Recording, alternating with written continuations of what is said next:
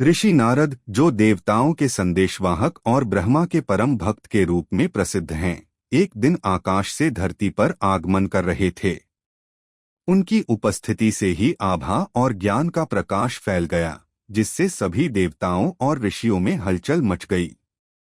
नारद मुनि की यात्रा का उद्देश्य केवल व्यक्तिगत नहीं था। उन्होंने समाज में व्याप्त बुराइयों और समस्याओं को सुलझाने के लिए धरती पर कदम रखा था। नारद मुनि ने जब धरती पर प्रवेश किया तो उन्होंने देखा कि एक गांव में पारिवारिक संबंधों में तकरार और असंतोष का वातावरण बना हुआ था। परिवारों में एक दूसरे के साथ झगड़े, अधिकारों की जिद और संसाधनों के बंटवारे को लेकर विवाद चल रहे थे। इस स्थिति ने गांव के सामाजिक ताने बाने को प्रभावित किया और वहां के लोगों में तनाव और असंतोष पैदा कर दिया। गांव के प्रमुख और बुजुर्गों ने नारद मुनि की उपस्थिति का स्वागत किया और उनके ज्ञान की प्रतीक्षा की। नारद मुनि ने अपने प्रवचन के लिए एक उपयुक्त स्थान चुना, जहां गांव के सभी लोग एकत्रित हो सकते थे। उन्होंने देखा कि लोग समस्याओं की जड़ में जाकर समाधान खोजने के बजाय केवल बाहरी कारणों पर ध्यान दे रहे थे। यह स्थिति केवल पारिवारिक बंटवारे तक सीमित नहीं थी, बल्कि यह समाज के समग्र शांति और सामंजस्य को भी प्रभावित कर रही थी।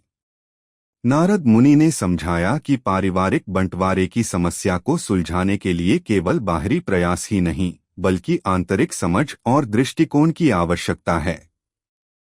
उन्होंने गांव के लोगों से अपील की कि वे अपनी समस्याओं को केवल भौतिक दृष्टिकोण से न देखें, बल्कि अपने दिल की गहराइयों में जाकर समाधान खोजें। उन्होंने एक उपाख्यान सुनाया, जिसमें एक ऐसे परिवार की कहानी थी जो अपने आपसी विवादों और स्वार्थी इच्छाओं को त्याग कर एकजुट हो गया था। यह कहानी सुनकर गांव के लोग आश्चर्यचकित रह गए और उनके मन में समाधान की खोज के लिए एक नई दिशा उत्पन्न हुई। नारद मुनि की उपस्थिति और उनके ज्ञान ने गांव के लोगों को अपनी समस्याओं को समझने और उनका समाधान खोजने में एक नई दिशा प्रदान की। नारद मुनि के आगमन के बाद उन्होंने गांव में पारिवारिक बंटवारे की जड़ों की पहचान की। उन्होंने पाया कि स्वार्थ, अहंकार और लालच ही मुख्य कारण थे जिनकी वजह से परिवारों के बीच विवाद उत्पन्न हो रहे थे। लोगों के बीच एक दूसरे के प्रति सम्मान और समझ की कमी थी, जो उनके रिश्तों को कमजोर कर रही थी। गांव में हर परिवार में बंटवारे के कारण अलग अलग थे। कुछ परिवार संपत्ति और अधिकारों को लेकर झगड़ रहे थे, जबकि कुछ परिवारों में व्यक्तिगत मतभेद और असहमति थीं।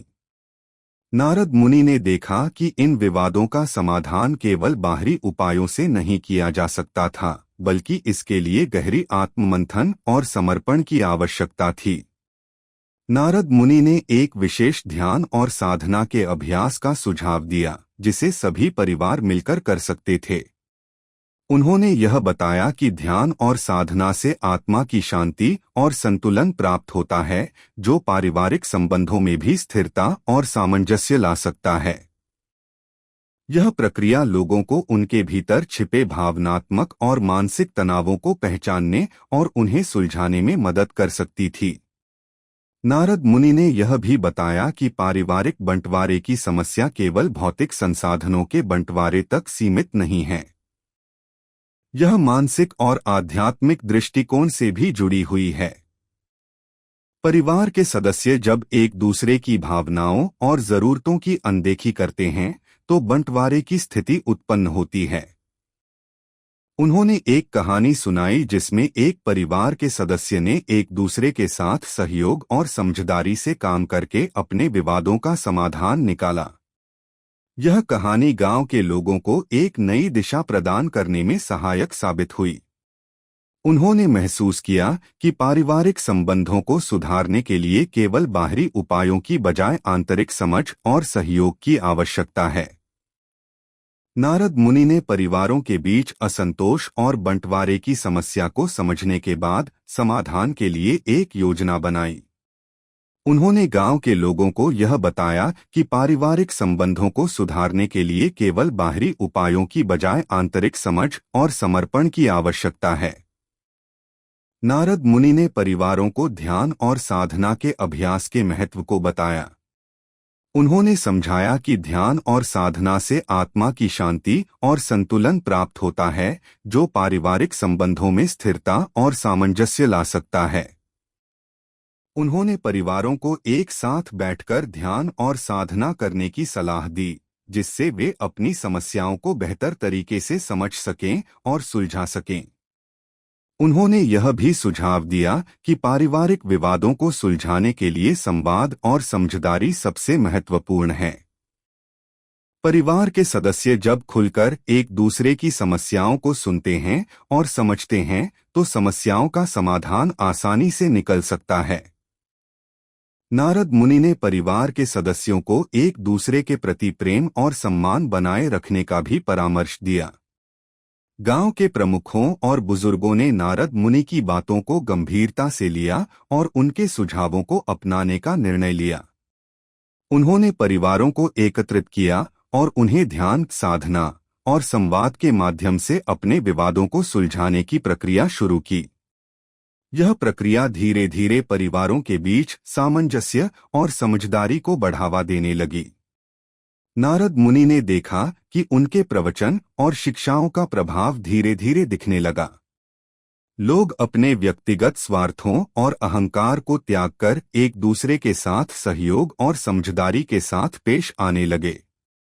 पारिवारिक बंटवारे की समस्या का समाधान धीरे धीरे होने लगा और गांव में शांति और स्थिरता का माहौल पैदा हुआ। नारद मुनि के प्रवचन और शिक्षाओं का प्रभाव गांव में दिखाई देने लगा। लोगों ने पारिवारिक बंटवारे की समस्याओं को सुलझाने के लिए नारद मुनि के सुझावों को अपनाया और अपने रिश्तों में सुधार लाने की दिशा में कदम उठाए। उन्होंने एक दूसरे के साथ बैठकर समस्याओं पर चर्चा की, समाधान खोजे और मिलकर काम किया। गांव में धीरे धीरे पारिवारिक संबंधों में सुधार होने लगा। लोग अपनी स्वार्थी इच्छाओं को त्याग कर एक दूसरे के प्रति समझदारी और सहयोग का भाव रखने लगे। उन्होंने अपने आपसी विवादों को सुलझाने के लिए ध्यान और साधना के अभ्यास को भी अपनाया। नारद मुनि ने देखा कि उनके प्रवचन और शिक्षाओं ने गांव के लोगों की सोच और दृष्टिकोण में स्थायी परिवर्तन लाए हैं। परिवारों ने अपने विवादों को सुलझाने के लिए एक नई दिशा प्राप्त की और अपने रिश्तों में शांति और सहयोग का वातावरण स्थापित किया। नारद मुनि की उपस्थिति और उनके ज्ञान ने गांव के लोगों को उनके समस्याओं का समाधान खोजने में मदद की। उन्होंने यह समझाया कि सच्चे समाधान के लिए केवल बाहरी उपायों की बजाय आंतरिक परिवर्तन की आवश्यकता है। उनके शिक्षाओं का प्रभाव लंबे समय तक जारी रहा और गांव के परिवारों में स्थिरता और शांति बनी रही। नारद मुनि ने पारिवारिक बंटवारे की समस्या के समाधान के लिए केवल व्यक्तिगत प्रयासों की बजाय समाज की भी महत्वपूर्ण भूमिका को समझाया। उन्होंने समाज के प्रमुखों और धर्मगुरुओं को सलाह दी कि वे समाज में प्रेम, सहयोग और समझ के मूल्यों को फैलाने के लिए कार्यशालाएं और सेमिनार आयोजित करें। नारद मुनि ने यह स्पष्ट किया कि पारिवारिक बंटवारे की समस्या केवल व्यक्तिगत या स्थानीय मुद्दा नहीं है, बल्कि यह समाज के विकास और सुसंस्कार की दिशा में भी एक महत्वपूर्ण पहलू है। समाज को इस दिशा में एकजुट होकर कार्य करना चाहिए ताकि परिवारों में स्थिरता और खुशी को बढ़ावा मिल सके। उन्होंने धर्मगुरुओं को सुझाव दिया कि वे पारिवारिक समस्याओं के समाधान के लिए धार्मिक शिक्षा और संस्कारों को बढ़ावा दें। धार्मिक और सामाजिक संगठनों को भी इस दिशा में सक्रिय रहना चाहिए और परिवारों के बीच समझ और सहयोग को बढ़ावा देने के लिए कार्यक्रम आयोजित करने चाहिए। समाज के प्रमुखों ने नारद मुनि की सलाह को गंभीरता से लिया और परिवारों के बीच पारस्परिक समझ और सहयोग को बढ़ावा देने के लिए विभिन्न कार्यक्रम और कार्यशालाएं आयोजित कीं। इन कार्यक्रमों ने समाज में एकता और सहयोग की भावना को प्रोत्साहित किया और पारिवारिक बंटवारे की समस्याओं का समाधान खोजने में मदद की।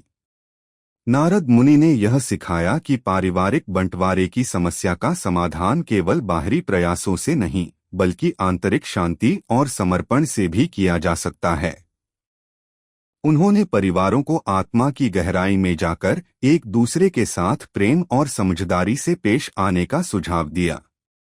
उन्होंने बताया कि जब परिवार के सदस्य अपने आत्मा की गहराई से जुड़े रहते हैं तो वे अपनी समस्याओं को बेहतर तरीके से समझ सकते हैं और सुलझा सकते हैं। शांति और समर्पण का अभ्यास परिवारों के बीच स्थिरता और सामंजस्य को बढ़ावा देता है। नारद मुनि ने यह भी कहा कि परिवारों में प्रेम और सहयोग के लिए आत्मा की गहराई से जुड़े रहने की आवश्यकता है। उन्होंने यह समझाया कि जब परिवार के सदस्य एक दूसरे के प्रति सच्ची भावनाएं और समझ रखते हैं तो कोई भी विवाद या बंटवारा अस्थायी हो सकता है। उनकी शिक्षाओं ने परिवारों को आत्ममंथन और शांति की ओर प्रेरित किया। लोगों ने अपने व्यक्तिगत और पारिवारिक जीवन में समर्पण और शांति को अपनाया और अपने रिश्तों में स्थिरता और समझदारी को बढ़ावा दिया। नारद मुनि के संदेश ने परिवारों के जीवन में एक नई दिशा और शांति लाने में मदद की। नारद मुनि ने देखा कि उनके प्रवचन और शिक्षाओं ने गांव के परिवारों की स्थिति में स्थायी परिवर्तन लाए हैं। उन्होंने महसूस किया कि उनकी शिक्षाओं के माध्यम से परिवारों ने अपनी समस्याओं को समझा और उनका समाधान खोजा। जब नारद मुनि ने विदाई ली तो गांव के लोग उनके प्रति आभार और सम्मान व्यक्त करने के लिए एकत्र हुए। उन्होंने नारद मुनि को धन्यवाद दिया और उनके द्वारा दी गई शिक्षाओं को अपने जीवन में अपनाने का वादा किया। गांव में नारद मुनि की विदाई के बाद शांति और स्थिरता बनी रही। परिवारों ने उनके द्वारा सिखाए गए मूल्यों को अपनाया और अपने रिश्तों में प्रेम, समझदारी और सहयोग को बढ़ावा दिया। नारद मुनि की शिक्षाओं का प्रभाव लंबे समय तक जारी रहा और गांव के परिवारों में सुसंस्कार और शांति बनी रही। नारद मुनि की विदाई के बाद भी उनके द्वारा दिए गए संदेश और शिक्षाओं का प्रभाव गांव के परिवारों के जीवन में स्थायी रूप से बना रहा। लोग उनके उपदेशों को याद करके अपने जीवन को सही दिशा में ले जाने का प्रयास करते रहे। नारद मुनि की कथा हमें यह सिखाती है कि पारिवारिक बंटवारे की समस्या का समाधान केवल बाहरी उपायों से नहीं बल्कि आंतरिक समझ और नैतिकता से भी किया जा सकता है। परिवारों के बीच असंतोष और विवादों का मूल कारण स्वार्थ और अहंकार होता है, लेकिन इन समस्याओं का समाधान प्रेम, समझदारी और धर्म के माध्यम से किया जा सकता है। नारद मुनि की शिक्षाएं हमें यह भी सिखाती हैं कि समाज की भूमिका पारिवारिक संबंधों में स्थिरता और सहयोग को बढ़ावा देने में महत्वपूर्ण होती है। समाज को एकजुट होकर परिवारों के बीच सामंजस्य स्थापित करने का प्रयास करना चाहिए और पारिवारिक बंटवारे की समस्याओं का समाधान खोजना चाहिए। अंततः नारद मुनि की कथा हमें यह सिखाती है कि सच्चे पारिवारिक संबंध केवल बाहरी या भौतिक संसाधनों पर निर्भर नहीं होते, बल्कि ये आंतरिक प्रेम, समझदारी और नैतिकता पर आधारित होते हैं। पारिवारिक बंटवारे की समस्याओं को सुलझाने के लिए हमें अपने भीतर की समस्याओं को समझना और उनका समाधान करना होगा। इस प्रकार नारद मुनि की कथा का संदेश स्पष्ट है। पारिवारिक बंटवारे की समस्या का समाधान केवल बाहरी उपायों से नहीं बल्कि आंतरिक शांति, समझदारी और नैतिकता से ही किया जा सकता है।